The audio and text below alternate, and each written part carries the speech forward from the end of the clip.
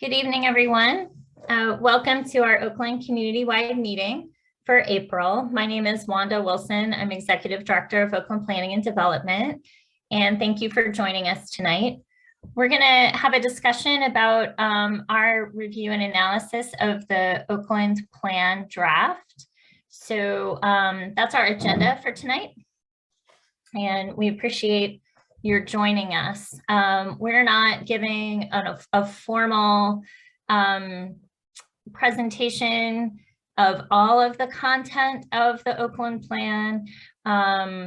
What we're doing is really having an opportunity to let people know about the analysis that OPDC has done so that you're aware of what you're likely to hear Planning Commission testimony from OPDC and some of the concerns and review and analysis that we've done. To see the full document and the full draft, that's really on the City of Pittsburgh website. And that's, you can find that at the Engage PGH website. So hopefully, I think those of you on the call today are well aware of that, but just to make it clear, here is the Engage on the screen. Here is the Engage website. And that's a place where you can see all of the documentation for the plan. And you can create an account if you haven't already done so, and you can offer comments. So we'll be talking more about that process and how to get involved and how to have your input incorporated during the public review period. So you can go to the website, you can dial 311, and if you want to call them on the phone, they'll take your comments, and that would be part of the official record. And then you can also come to our office at 294 Semple, where there's a paper copy and some comment cards. And then we would provide your comment card to city planning as part of the public comment process. So these are we can come back to this as well, kind of another opportunity to look at this in terms of how to provide feedback. You'll see if you're on the website that OPDC has been providing feedback on the website. And we're also have sort of consolidated our comments to make them all in one place and easier to read and understand. So my colleague Andrea has done a ton of work to consolidate them into something that's more easily digestible to understand OPDC's feedback. You know, we haven't created the plan. The plan isn't something that OPDC has drafted, but we have provided a lot of analysis and comments, which we'll go through tonight. And we have done that, you know, in 2 prior meetings, kind of had a discussion of some of our thoughts and feedback. And, you know, we definitely want to hear from people tonight if there's other concerns or thoughts, but we also just want to make sure that people have a chance to understand, you know, what OPDC will be testifying when it comes to Planning Commission. So our format, I think, will be pretty typical to our regular Oakland community-wide meetings. Really using the chat function is going to help us a lot. We will be able to also, you know, since it's more of a discussion about the plan, have an opportunity for people to verbalize comments as well if they would like to. So Kathy has now taken us to the OPDC website. So again, the Oakland Plan is not a project of it's not OPDC's plan, but we are providing a place here where people can see some of our analysis and see some information about it, just to sort of help. The plan is kind of a overwhelming amount of information. So we're just providing some tools for people to be able to digest it, and then for you to see our input. So we could, we could go through the documents that we've, so you could see here where Kathy's scrolling, and then there's a section that says community, and then it says read OPDC's analysis of the community section. And then clicking on that it'll bring up a document that is the analysis that we've provided. So this is just text that we've written. It's not actually, again, it's not the official plan, but it's our analysis of what we see as some of the challenges in the draft and some of the feedback that we're providing as part of the public input process. So here, we might as well dive in. So here in the community section, again, this is available on the website. So, I think it's worth people taking the time over the next few days to peruse it, see what you think, see what other comments you would have to add on the Engage site for your own feedback. But our analysis is that there's a lot of things in the community section that aren't very relevant to Oakland necessarily. It's not specific enough to Oakland. So we talk about that here in this first section. Some things are misplaced, could be in the mobility or infrastructure section, like, access to rivers. That's, more of an infrastructure and mobility item. We can scroll down a little bit more. Then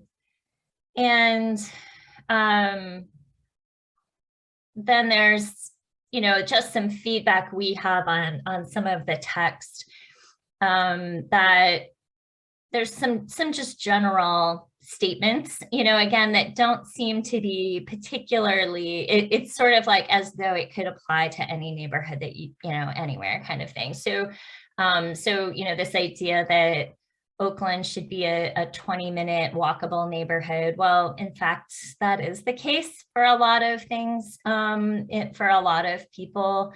And so some of these kinds of things are some of our feedback in this section. We can scroll down a little bit more, and we've then bucketed out into topics, just to make our comments and our feedback a little bit more accessible and easy to understand. Because when you look at the Engage site, and there's so many pull down tabs and different sections, it's hard to find where you are and what you're looking at. So we have, rest assured, we've looked at everything, and that, we have bucketed out again in categories. So there's a lot in the community section about public art and cultural preservation, but we'd really like to see more in the plan about really more local community residents getting involved in public art, and talks about preservation and cultural identity, but doesn't really relate to the architectural inventory report that was completed as part of the plan and is in the appendix. So there's kind of a disconnect, and one could argue, that a lot of that should be in the development section. But I think there are parts of it that are also relevant. So just, connecting, it's just very generic in that section. In civic engagement, that's really where the community section, I think, has the biggest opportunity to make a big impact for community residents and resident associations. But, really isn't hugely specific. And just, we'd like to see more about civic engagement, community organizing, the need for community organizing and resources to support that and what that leads to. It helps build strong networks, build social capital, which is important for the community, for us to do a lot of the other things that we would like to see happen. That's part of the plan, for people to address issues of concern in the community. If people are well organized and able to connect with each other and communicate effectively with each other, that really helps achieve a lot of the other kinds of goals that we see throughout the plan. And there's not enough focus on institutional racism and segregation that we see in real life in Oakland. And there's some sort of like, oh, diversity and inclusion that's in the plan draft document, but really to address a lot of the challenges, the segregation that we have, the inequities that we see in our community, we need some tools through organizing and addressing those issues specifically. And so we just like to, to see more related to not just celebrating diversity, but actually addressing the inequities that we see in our community. And there's just ways that more people can be connected across differences. There's also something in there about Oakland becoming a civic laboratory. If you disagree, let me know. But I often feel and hear from people in the neighborhood that this, kind of constant churn of student projects and, ideas coming is in some ways interesting, but in some ways not substantial in the way that it can really help to address community concerns and resource needs, that it becomes very superficial and doesn't, they're not long-standing. So this idea that we should have lots of experimentation and that there's just everybody can be experimented on here in terms of new ideas, that I think is somewhat tiresome for the community. What we'd really like to see is, community residents who have ideas, get those ideas supported with real resources, whether it comes from, some student project or not.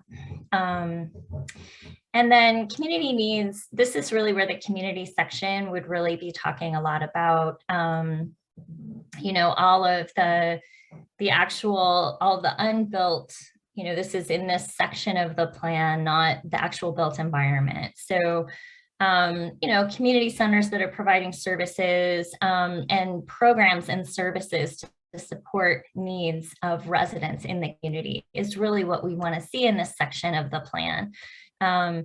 So supporting homeowners with home repair. OPDC has a lot of experience in that area. We don't need to reinvent the wheel there. We offer a lot of really great programs. We'd just like to see those continued and invested in.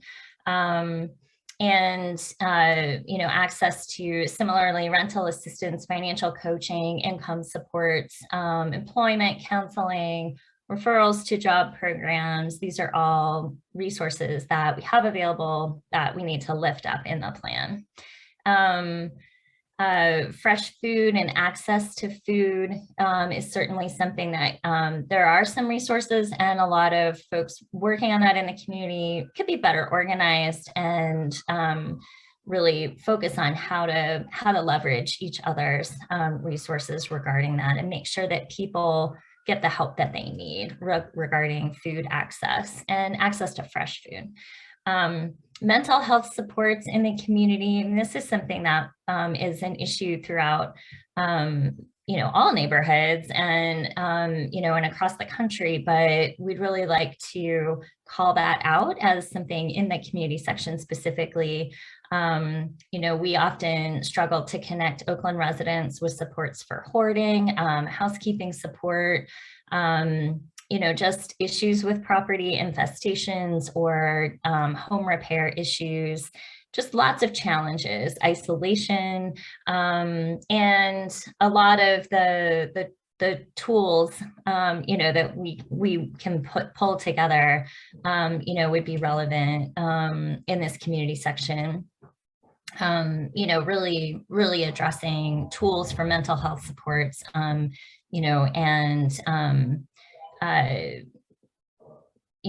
addiction support, suicide prevention hotline referrals, all of these sorts of things are just not called out specifically. We also have effective curriculum and programming with school to career that is a great asset. Again, that we can build upon that and use that as a tool to really address needs in Oakland families. Public health and safety, there's it's often very it's again where organizing, I think, really comes into being effective with advocating for public health and public safety, getting residents involved in working to address those particular issues in a way that is working with enforcement partners and also working with residents themselves, making sure that it's not only about enforcement, but it's about people looking out for their neighborhood and being involved in the issues and getting it's not just about more and more police necessarily, but in some cases, that is some serious challenges related to disruptive behavior, illegal underage drinking that becomes, public safety issues. Other times, it's maybe more other kinds of resources that can be provided in various situations to support public health and safety in the community. So a little bit more nuanced approach is what we would like to see there. So that's some of our input on the community section. I'm sure you would have thoughts of your own of what's missing or what's something that is a good piece in there. So I encourage you again to go to the Engage site, take a look, and offer some comments there as well. And I think this is, for us, just the ability to let you know we've done this analysis again. So I'll run through a couple more and then, we'll just open it up if there's other questions or input that people have. The development section is really, really all about kind of like what it says. It's about the physical bricks and mortar development regulations and development policies. We really would like to see more focus on housing and housing affordability and using the community land trust as a tool to achieve the community's goals of home ownership in the community and really fostering and supporting home ownership. So we'd like to see more of a focus and actual specific recommendations about the community land trust and the way that it can be a tool.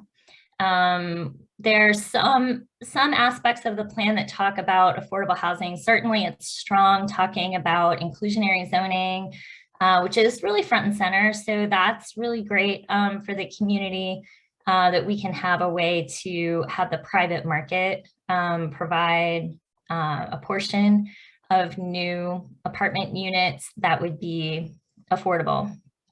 And so that's a really strong part that comes through in the plan. And, then there's also now the inclusionary zoning overlay proposed, for that regulation to come in effect for Oakland. So we're happy to see that. And that's really terrific. I think some of the other aspects of just goal statements and programs that can really support, maybe more affordability on the home ownership side through the community land trust can be, that each house project that we're able to do, takes a lot of resources, and there's not enough focus on resources to support that program and how that program can really be a tool to support homeownership generally, making sure that we have homeowners in Oakland residential neighborhoods. And then the plan in this section really misses the mark in talking about affordability when it comes to the student population. And that was a lot that action teams talked about, and the steering committee talked about the fact that, how are we dealing with this, this rental market for undergraduate students who want to live near campus and want to find an apartment that they can afford, that meets their budget or their family's budget. And that's a really important item, because as people have commented in lots of other meetings and policy discussions, if we just keep building more and more market rate apartments, and even, redeveloping some of the existing student rental housing, that not every student is going to be able to afford the new stuff that's built. And so you're kind of pushing that demand further into our residential neighborhoods. So, to address this, which what really is what we want to have happen, and what people have talked about in the plan process, is that we really want to see a concerted effort, of building housing, and then it's going to have to be at a price that students can afford. So we have a paragraph here that talks about that, really subsidizing housing for students, because some of the other, when we say affordable housing in the plan document, whether it's an affordable housing bonus point, or just even, a building that would be subsidized through maybe tax credits from the State Housing Finance Agency. That's an example, or, again, the inclusionary zoning or the affordable housing bonus point. Those all are, you have to income qualify. There's a lot of documentation to determine whether you're eligible to receive, to be able to rent one of those units. And full-time undergraduate students are not eligible to receive the benefit of that subsidy. So it's really great that that subsidy is available for regular working people, regular families, lower wages, being able to have an opportunity to live in Oakland at a price that they can afford to rent. But the document is confusing right now in terms of when we say affordable housing. I think sometimes people think that it's going to generate affordable housing for students. So it's not going to. A lot of the components that are there, inclusionary zoning, some of the other things, not going to create anything that students could actually be able to rent. So the issue still remains, right, of this, where do the students live? We'd like to see more dense development closer to campus that serves more undergraduate students at a price that they can afford, and really subsidizing the institution. Subsidizing that is really what needs to happen to make that a reality. Then we have some discussion of urban design, and we'd really like to see more focus about historic preservation, using this whole analysis that's in the appendix. We'd like to see some recommendations come forward, using that, how to really incentivize people to choose to preserve property that's architecturally intact. What are some tools and incentives we can offer to what programming can we do? Because otherwise there's going to be a lot more interest in just demolishing everything based on the zoning changes we're seeing.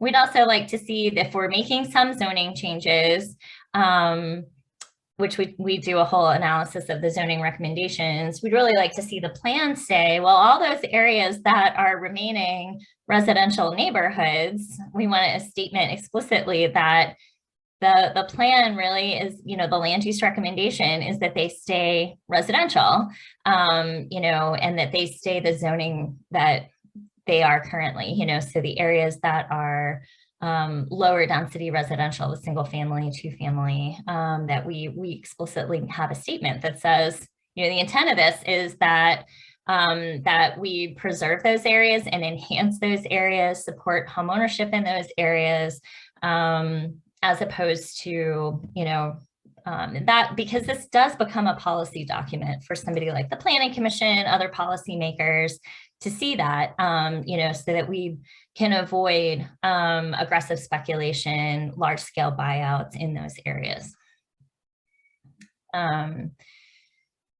So I talked about historic properties.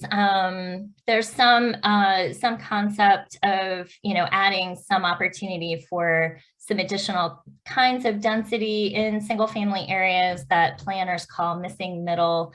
It's sort of having an accessory dwelling unit, a mother-in-law apartment, or, renting out your third floor, which, there's a lot of that already existing in our Oakland neighborhoods. That just has historically been the case.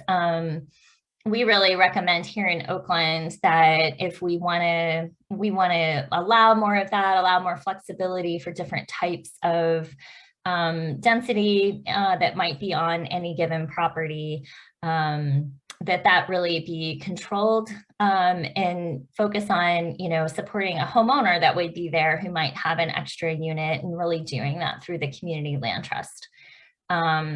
Otherwise, we're just going to see more and more speculation like we already see today, with just more and more density that doesn't really get us to, some affordability or really supporting homeowners to build wealth necessarily, if it's only outside investors taking advantage of that regulation.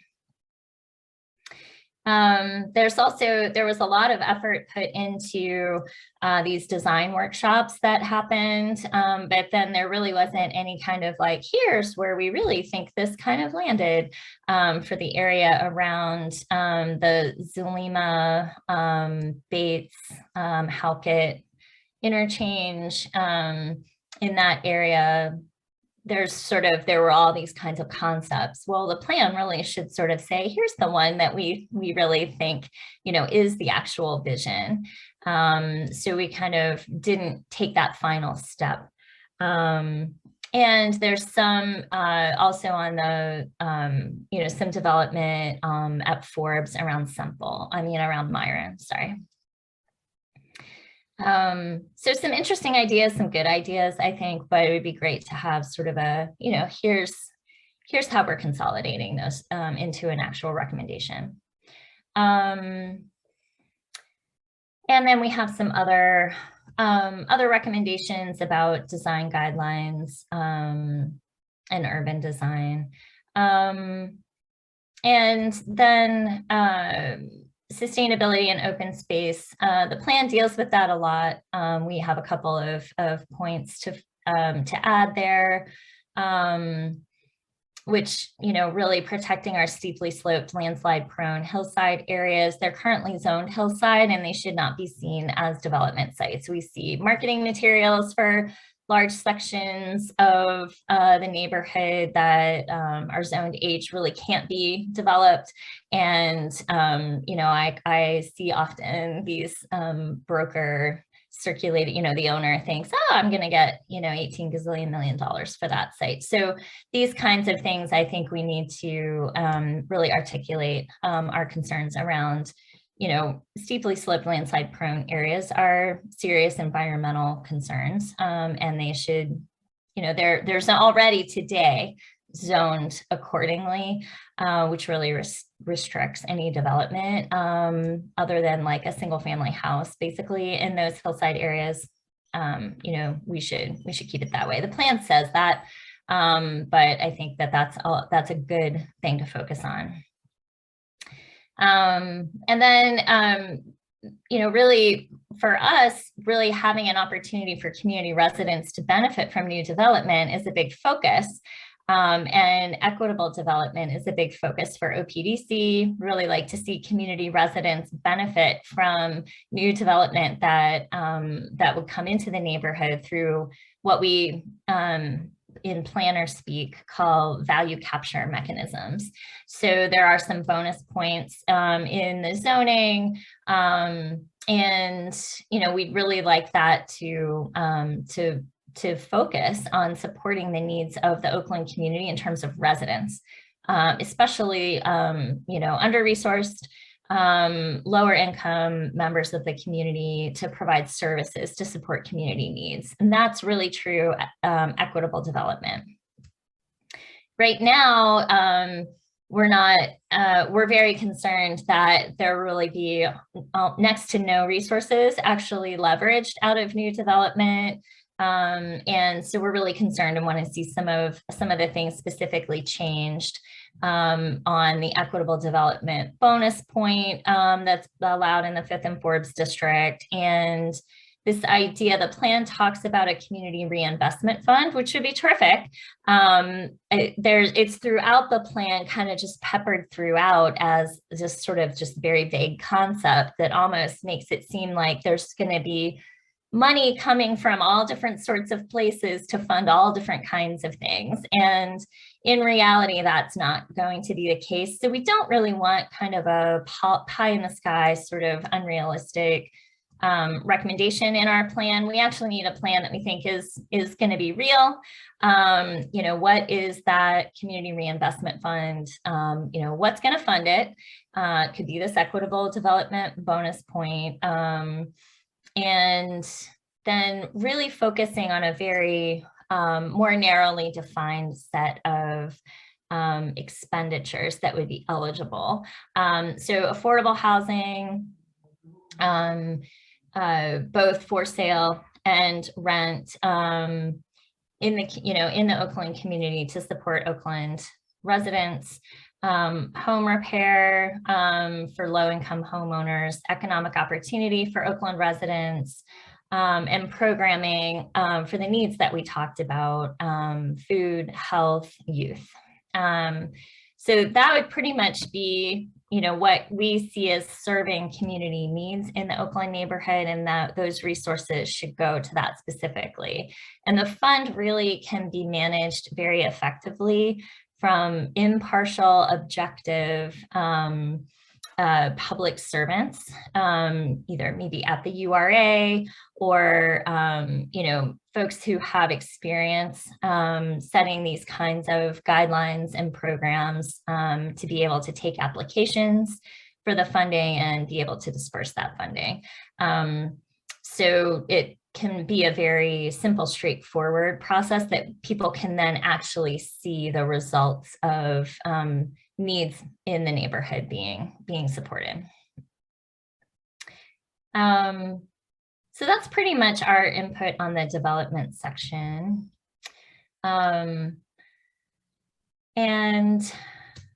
maybe I'll take a break to see if anybody had any questions before I've just been talking a lot. I don't see a lot of activity in the chat. Tim's saying that, you can't get everywhere in 20 minutes. So I hear you on that.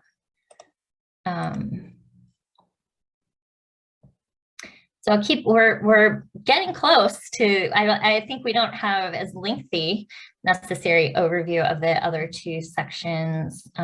We can kind of run through the categories here and then see where we are with these last two. So there's mobility and infrastructure.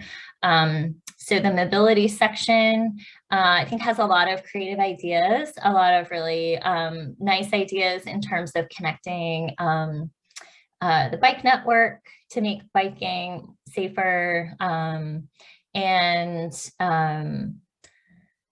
So we bucket out some of our analysis here. Transportation demand management, that's another sort of planner speak for getting people to not everybody to drive their own car into Oakland, right? So so getting people to, other jargon is multimodal. So there's all this jargon in mobility, but getting people to choose to walk or bike or take the bus into Oakland instead of everybody driving.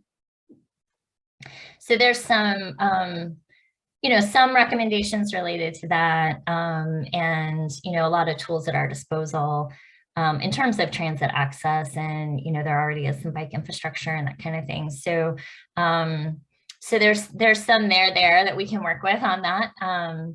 The parking is a big issue that we'd like to see stronger to address in the better. We feel like in this mobility section, the plan really kind of misses the biggest issue that all of you as Oakland residents know is a big issue. Is just the oversubscription of parking on the streets by so many residents, and often, often it's a lot of, residents in apartments that are in houses that are just everybody, there's more cars per house for a lot of those students are renting houses.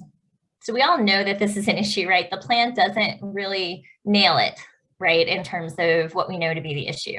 So we'd like to see actually some changes to the residential permit parking. So Kathy, if you can go back up to that when you were sitting on a second while I was blabbing. So the, what are the ways that we can, make sure there are other options, right? Car share, and there's a lot of these other options for people to choose for short-term trips. You can borrow a bike, you can buy a scooter, you can use Zipcar, and then take transit and just be able to walk. So there are lots of these options. But then the other thing is to really make it more challenging for people to bring a car into Oakland when you don't really use one on a regular basis. So if you live here, to have this, to not just bring a car and have it take up space on the street. So changes to residential permit parking could include, changing the way that maybe eliminating the option unless your vehicle is registered at your same address. That would help to serve long-term residents and make it harder for the short-term folks to get residential permit parking stickers. So some of these things we think are interesting ideas worth pursuing further, and we'd like to see that in our policy document. And also, really looking at those residential properties that have parking on site, and what are the mechanisms to make sure that the people who live, are renting an apartment on that property actually are parking their car there instead of those spaces being rented out to commuters.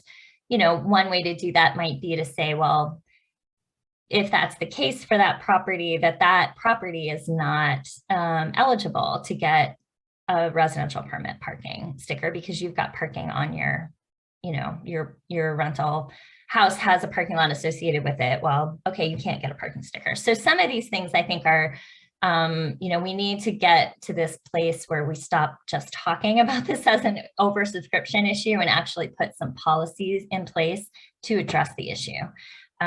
So, we'd like to see more on that.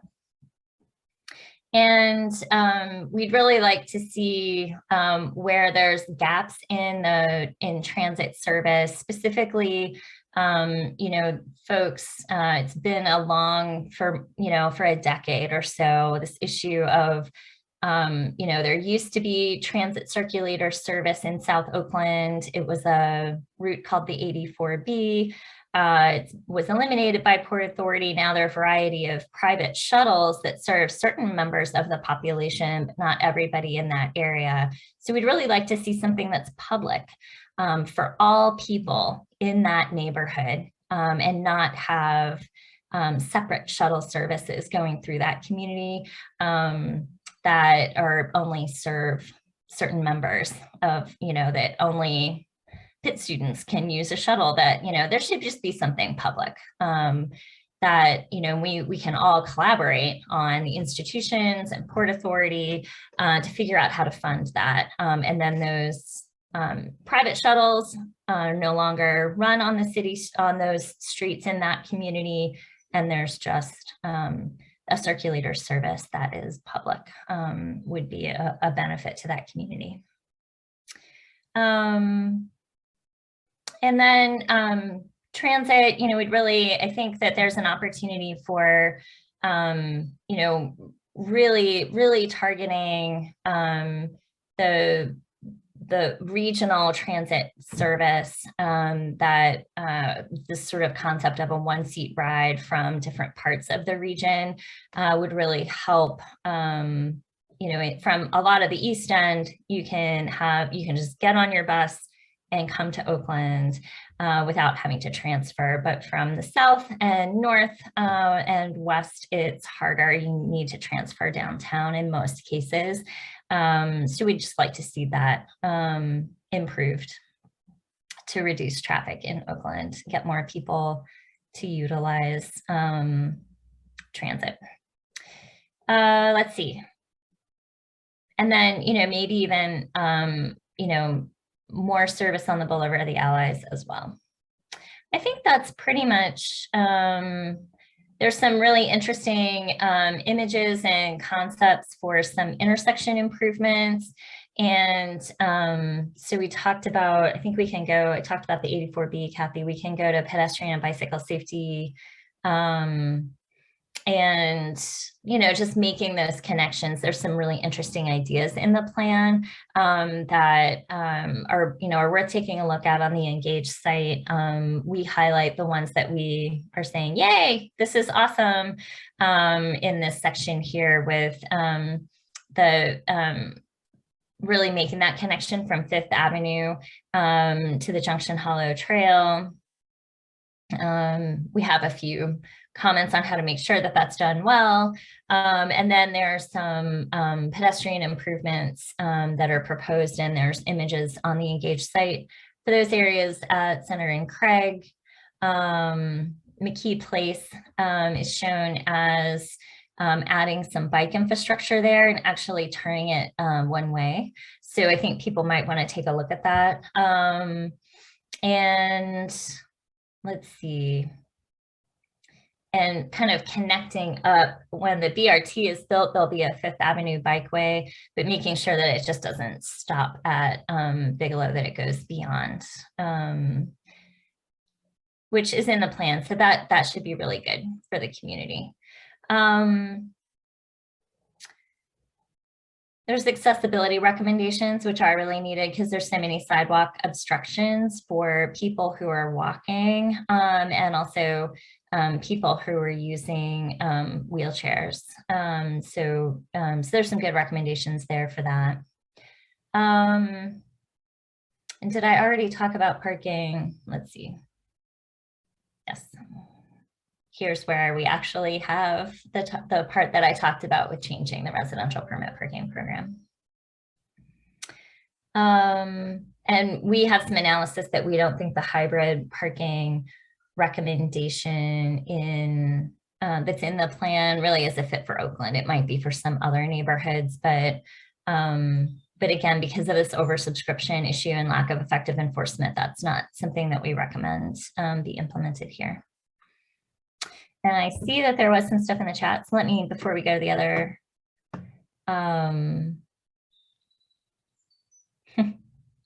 sorry, I got out of order, but I think we got it. And people can read our analysis on the website and, for more detail.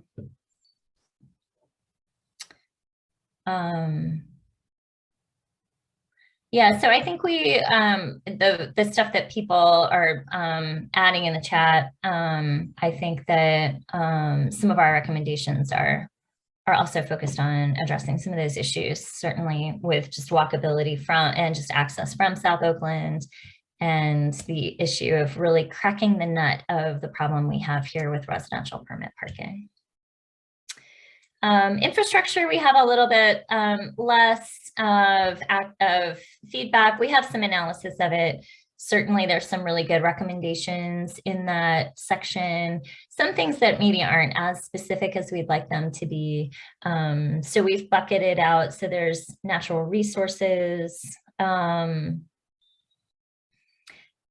a lot of talk about open space, but not a lot of concrete recommendations, because we have so much concrete that for really figuring out where additional open space, if it's a plan, we'd actually like to see, well, okay, where do we think that can happen? So there's like a lot of talk about it, but not a lot of specific recommendations. Stormwater management, there's again a lot of talk about that, but how do we actually figure out what approach or what tools or changes are actually going to address in a real way a lot of the issues around stormwater management, and really identifying those. Urban agriculture, similarly, there's sort of, community gardens are great. And, and we agree, we actually, provide a space for a community garden or a couple of them. So, but, there's a lot that goes into having that be an effective resource for the community that would just need more specificity built into that. It doesn't really talk, the plan doesn't really talk about the 2030 district, which is a program already in place where, pretty much all of the major institutions and employers and businesses in Oakland are already part of that and committed to reducing their energy use. So anyway, it's sort of a disconnection there. Internet infrastructure is certainly something that's important to the community. So that's an opportunity for more effective recommendations or more specific recommendations. Waste management, always a big issue in Oakland. So we have some ways that could be the plan can actually help us address some of the challenges around just trash containment, too much trash, educating people about trash. And that's pretty much that section. I think the last one would be our analysis of the zoning recommendations, which we talked about last week at our meeting, but we didn't have this analysis. So now this analysis is here for people to see. We talked about a lot of this. So there's some specific areas that we are particularly concerned about. So this is our analysis and what you would see as testimony from OPDC around the zoning. So we talk about, the intent statements and, the Oakland public realm and how it talks about the mix of uses and the different high intensity uses and lower intensity uses. We missed that with this change to these new districts. There's really no, or it's not as strongly stated that is an intent to, protect less intense uses from the impacts of more intense uses. So we're missing a lot by this change, in terms of getting rid of the Oakland public realm districts. So the main changes are the 5th and Forbes district, which is currently in Oakland public realm, would become this urban employment district. And that's where there's higher heights allowed, in exchange for some of the performance points in the code. And that's so when we get to that section about equitable development, we can talk about that. Oh, here we go. Then there's sorry, Kathy, I'll just go through the three again. So there's the Fifth and Forbes, then there's the Boulevard of the Allies area, which is currently Oakland Public Realm D. That gets changed to an urban center mixed use. And then most of central Oakland, really from Louisa Street to Dawson Street, whole scale zone change to, I mean, a lot of it is multifamily now, but you know, they really remove the lot size per unit, which is a density measure that goes away. And, you know, it's really more, it's more of just a residential, pretty high density. It'll end up being just a multifamily residential zoning district is what's allowed, up to 95 feet for most of it. And steps down, I believe, to 85 feet closer to Dawson Street. So we went through that very thoroughly at last week's meeting. Here's some analysis so you can see sort of what our testimony is going to look like at Planning Commission, spelled out here in a document. So we have concerns, like I said, about the change from the intent statement, how we'd like the purpose statements to be better about protecting those lower intense uses. So we have that section. Then our next section that we sort of bucket our comments, Kathy's scrolling down, is the neighborhood character and historic preservation.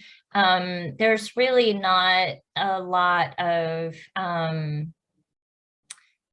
talks about, oh, you know, we're going to have some historic preservation mixed in with new development, but there's no accompanying incentives or mechanisms in place for that historic preservation in, you know, any kind of the regulations. I mean, there's no bonus points or something that's existing, right? So, but I think that if the plan could offer some programs to support from a financial point of view and make it financially viable for some historic preservation to occur in this area. And we really recommend that at least for maybe a 5 to 10 year period of time, there be a demolition review overlay area with an associated multi-department organizing effort amongst city departments to address some of the challenges related to just wide-scale demolitions. We foresee quite a bit of challenges, disruption, problems happening as a part once the zoning change goes into effect. We talked again at our meeting last week where we did a deep dive into the zoning recommendations, but here they're in our narrative about the height and open space, where we'd like to see some changes or where we see some concerns. So right now, Halkett Street is proposed to be this this UCMU at, I think, 120 feet of height, which is like, you know, 12-story buildings right next to Coltart Street, which are single-family homes. So we'd like to see that height reduced. They do have a height mapping district near Niagara Street, which is a similar condition, and they've proposed that for 85 feet. So we'd like, it's a similar condition, should be the similar height recommendation. Then if we look at this UCMU district, it extends along the Boulevard of the Allies for a fair bit, all the way up to Dawson Street. A lot of that is proposed right now to be 185 feet, which is an 18-story skyscraper right next to a single-family residential district in South Oakland. So we'd like to see that step down and be a lower height along the Boulevard the Allies there. Again, that 85 feet would be consistent with the other height map area. So these are some specific recommendations on the other side of the Boulevard of the Allies, adjacent to Central Oakland, also kind of stepping down from that 185 feet, which you would see more in that closer to Bates in the Boulevard kind of node of density, kind of stepping down as you go toward Dawson, maybe for 120 feet, which is still high buildings, but you're at least seeing that kind of step down toward the neighborhood. The 5th and Forbes district, the UCE on McKee Place, is proposed right now would be 210 feet right next to residential properties on Coltart Street. So we'd like to see a height adjustment there to that district to show that context being more conducive to the residential that it's abutting. And then over at 5th and Robinson, there's on the hillside area of Robinson Street, we'd like to see that. It's currently proposed to be the urban center employment up to 210 feet, but it's a steeply sloped, landslide prone hillside area. Really recommend that be zoned hillside, that whole stretch of that street. Then we have an analysis here of the performance points and value capture in what they call the equitable development bonus point or performance point that's proposed as an addition. It's sort of a new point you could get in that 5th and Forbes district. They've included a lot of things in that bonus point that developers could choose from. They could choose to hire people in their buildings that are from census tracts that have high unemployment. And not that that's a bad thing to do, but we would like to see all of the equitable development value capture mechanisms actually serve the needs of the Oakland community in terms of community residents receiving the funding, as we talked about, in the Community Reinvestment Fund, and really identifying those things very explicitly. And that's it. This is what this funding can go to. The things that we talked about for affordable housing, access to economic opportunity, and community health needs, are the priorities we've heard from community members. And plus we think that a lot of the items in that equitable development bonus point of hiring people from places that have high unemployment, I mean, that could be anywhere in the region, right? So it's not that that's a bad thing to, but hard to enforce, hard to prove, and hard to really show that is in fact achieving any real benefit. But for Oakland, there's just going to be more and more impact to the Oakland community from this development. So there should really be a way to capture some value through the performance point to actually serve the needs of Oakland residents. So we recommend taking out those hiring items, just keeping in the item that allows the developer to provide a monetary amount related, sort of a per square foot charge that gets capitalized up front as part. So the money is done, when they get their permits, the money goes into that fund. And that would be something that would better serve the community needs. There are also some uses that are both in the UCE and the UCMU that we believe should not be allowed. That's college or university campus, hospital, and educational classroom space. That those in really should just be part of institutional master plans through the EMI zoning districts that we have here in Oakland. And then there's firearms businesses and excavation, grading, and fill that also we'd like to see moved. And then I have a bunch of little minutia of things that it's very draft zoning language that that seems to be needing some corrections. So that is my overview. And again, all of this is, as you see right now on the website that Kathy was reading from our website. So, or, showing you the website. So our analysis is available there. Again, we have not drafted this plan, but this is the things that we're concerned about. And as a community-based organization, we want to share that analysis with members of our community so that you know what our analysis is. We encourage all of you to get involved, get on the Engage site, offer your own comments, or come into the office, take a look. We'll help you with a comment card, help you kind of point to the page or the section that you're interested in looking at more specifically. We're happy to do that. Or call us with a question. We're happy to go through it with you. You can call 311 if you don't want to get on the Engage site or you don't want to set up an account to put your comments in there. You can call the city's 311 line and tell them what your feedback is, if it's something you're concerned about or if it's something that you support, and that would be part of the input process in the plan.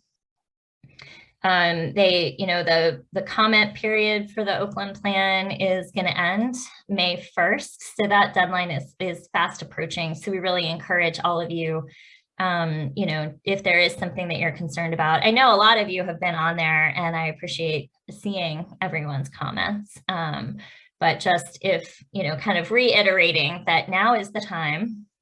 And then, that way city planning staff have that feedback prior, then we're hearing that they will make some changes. I don't exactly know how this is going to work. If we do know any more about how they're going to make changes to the plan, I think we'll probably see some of it pretty close to the Planning Commission meeting, which is currently scheduled for May 17th.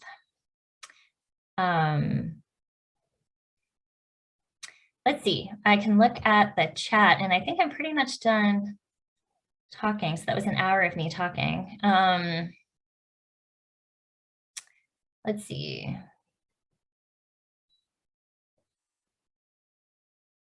So Elena, having a clarification there of the old KFC site is in the employment district, not the mixed use district. So that's a change. That's a little bit different.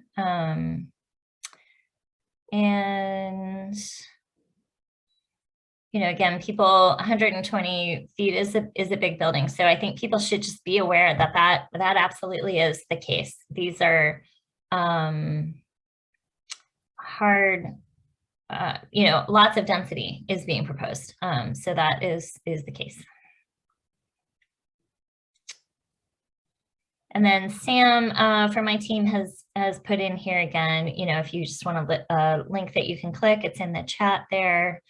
And I want to recognize that Rebecca Rinaldo from the mayor's office is with us. And Rebecca, I'll give you a chance if you want to say a few words to the group. Thanks for joining us tonight. Hi, everyone. Thanks for having me. Thank you, Wanda and OPDC, for a very informative presentation. Sorry for my kids in the background here. That's okay. Yeah, we're just, we've been trying to participate in some of these meetings to just hear how the community is reacting to some of these proposals. Some of you have contacted our office directly, which we appreciate hearing from you all about some of your concerns and input on the plan. And again, I just want to thank everyone for the time you've taken to advocate about these issues, and thank OPDC for really breaking down some of the items that may be harder for the layperson to understand, and doing some great education around some of this stuff. So I'll drop my information in the chat. You're all welcome to reach out with further questions or concerns, and I'll let the business of the meeting continue. Thank you. Thank you. So, so there's a question about, will we see them in it? So will we see changes in advance? It's a little bit unclear right now, but I think Kathy Gallagher, we will, but we may only have a day or two to take a look. So it's not ideal. It's my sense from what we've heard from city planning is that there is this period of time from May 1st until the Planning Commission, sort of agenda packet goes out. So it might be a week ahead of time. It might be a few days ahead of time of when that's actually up on the city planning website. Ideally, we would have a week, but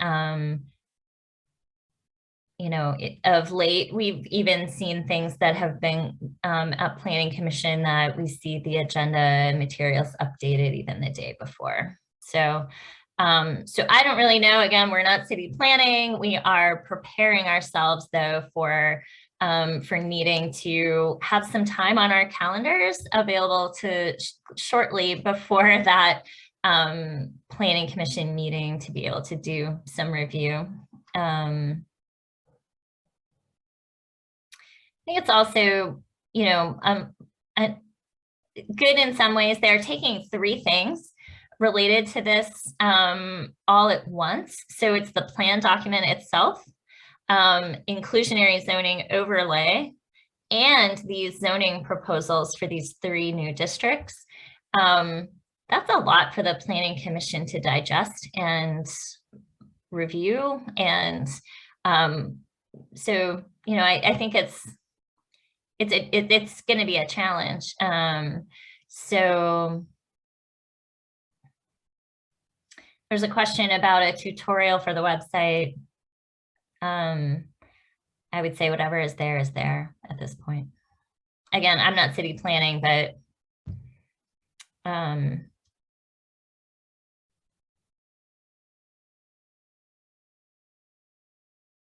I think if, they're probably spending their time on figuring out how they can make some changes prior to the commission is my guess. I don't know. So the website is challenging. I would say that.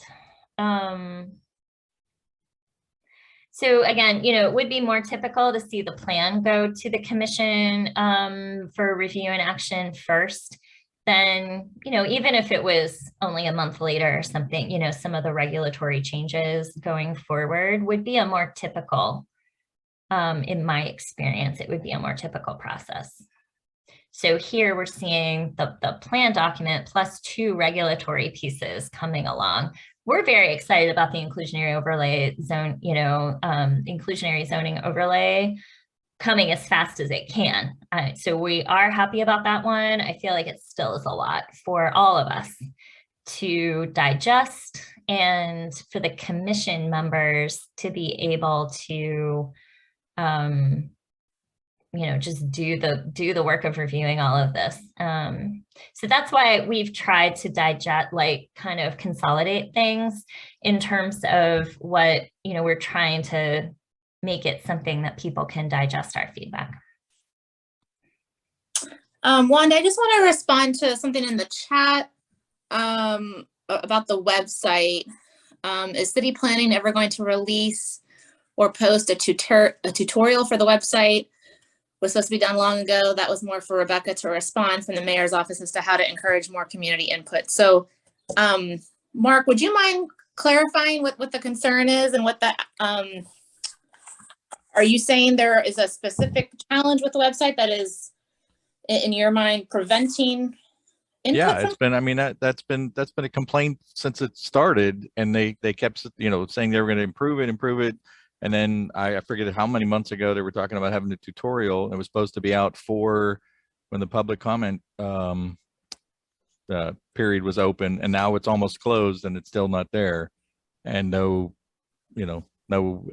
like Wanda intimated there's probably no hope of it coming now. And there's a lot of people that were, myself included, trying, and it's been noted here tonight. It's very difficult to maneuver through. It's very difficult to navigate. It's very difficult to find sections where you want it. There's, hundreds of comments, and some of them in the wrong places. To try and get through all of this and to adequately comment on this stuff, it's nearly impossible. And here we are, having this stuff shoved down our throats. And we're going to have a week of, when it actually gets released for the final copy. And they were supposed to help people to get through this. We have a lot of older people here who either that don't have internet access to start with, or ones that are just barely maneuvering through it as it is. So the fact that we're still, once again, still waiting on something that was promised to make this easier, to get better community input, and it's not there. Okay. So I have used other parts of the Engage page to comment, but I'll be honest, I haven't tried to comment on the Oakland plan. So are there any specific, are you saying like actually writing in comments? Like if you could just give me some more specifics around what the issue is, or is it just broadly, you just find the website broadly, specifically, like which section does it go in?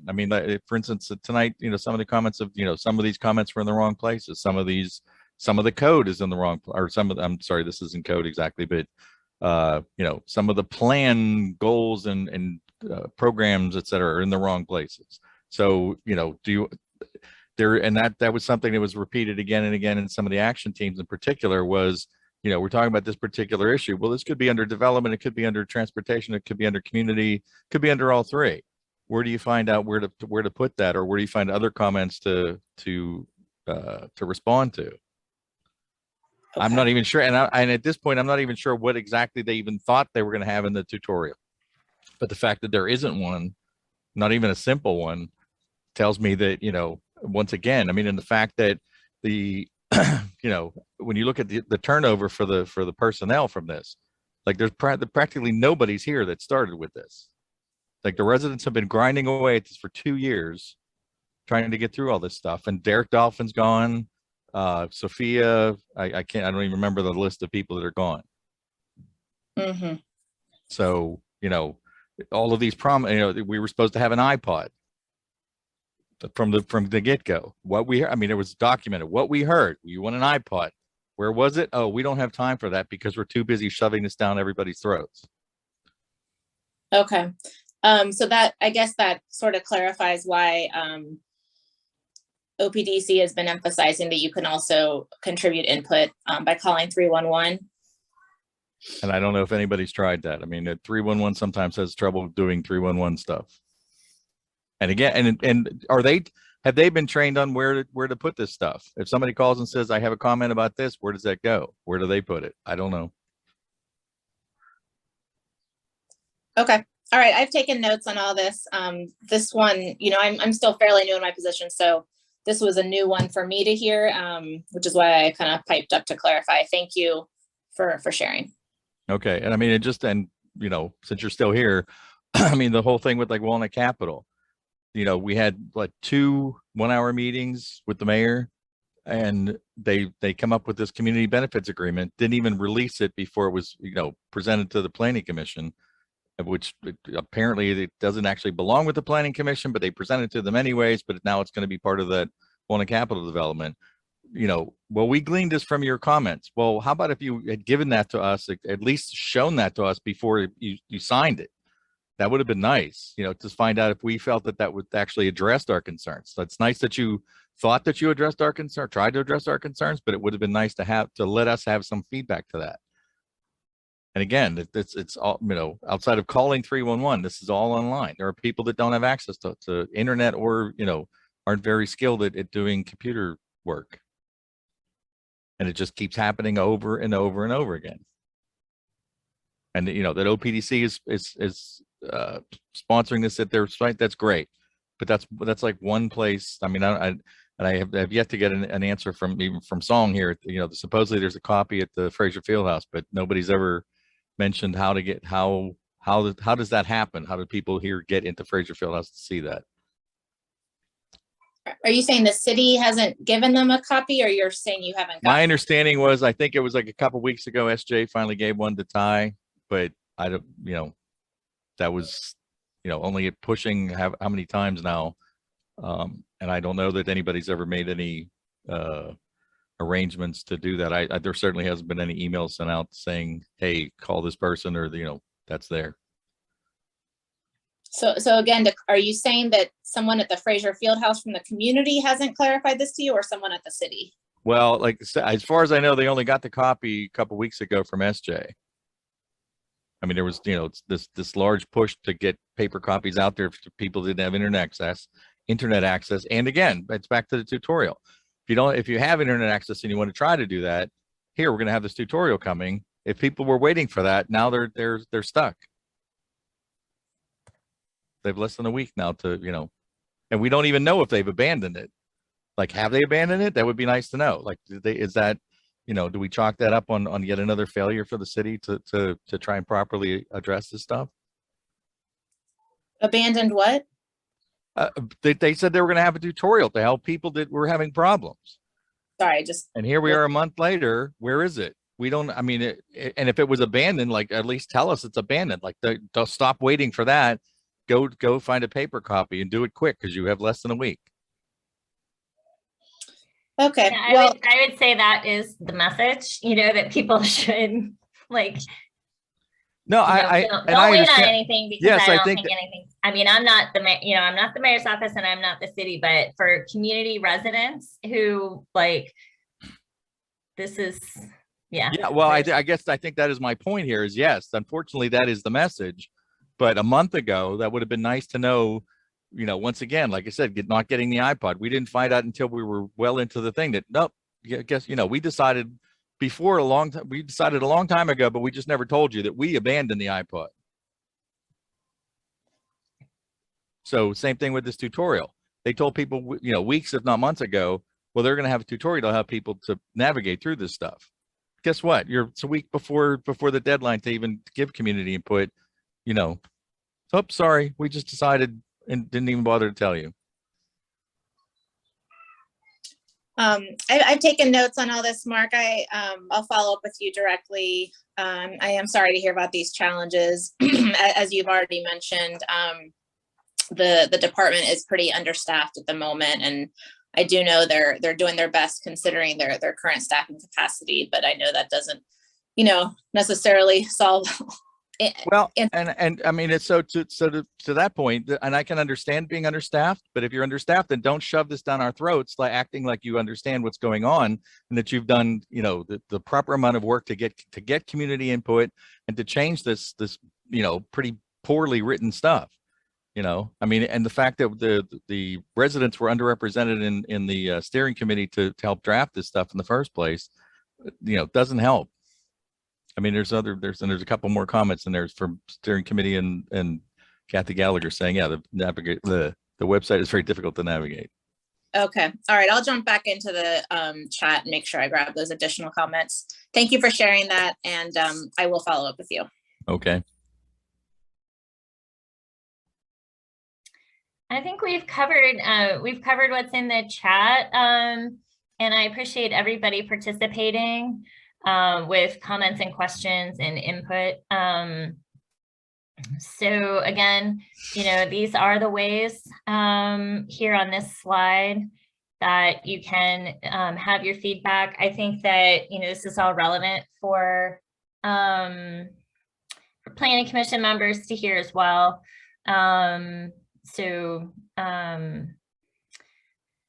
know, that planning commission hearing is scheduled for May 17th. The other meetings we have coming up, this will be the last of any of the meetings that we're having that we're going to focus on the Oakland plan. You know, given the timing, this is the last that we're sharing our analysis. We've done that, you know, again, with a deep dive with the zoning to, again, try to help people understand what is in the content and then seeing where OPDC's position is. So this is the last time that we'll be doing that. But in between now and Planning Commission, if people have questions, we're available. If people, want to go over something, there is a hard copy at our office. So that is possible for people to come into the office. You'll need a mask. We have masks available. We have hand sanitizer available.